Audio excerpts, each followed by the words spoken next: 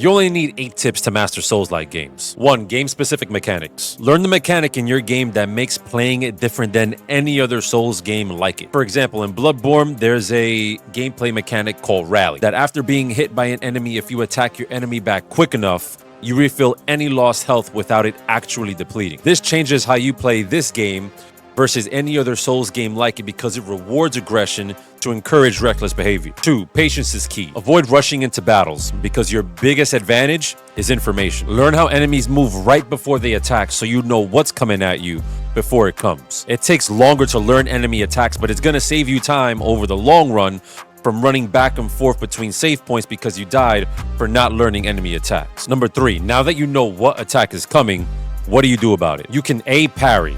A parry is where you press a button that opens up the enemy to an attack that does more damage than a regular one. B, you could block, where you have the advantage of blocking any damage that comes in, but you don't get the advantage of a window where you can put on extra damage. Or C, you can dodge the attack entirely. Parrying is the preferred thing to do because it's going to be the quickest way to deplete your boss's health bars, but it's the hardest to do. It's worth it though, because normally to do the kind of damage that a parrying attack would normally do, you're gonna have to open yourself up to receiving damage from bosses to do it. Taking the time to learn how to parry early gives you the entire game to learn how to get better at it, making the game easier over time. 4. Level up strategically. Get an idea of the type of character you want and upgrade the skills that allow you to complement your playstyle, whether it's strength, magic, or other abilities. 5 is the exploration.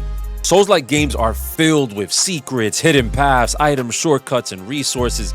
These games are designed to punish you, and your job is to find every advantage of the game that's sprinkled around so that you could win. 6. Upgrade your gear. 6 is upgrading your gear.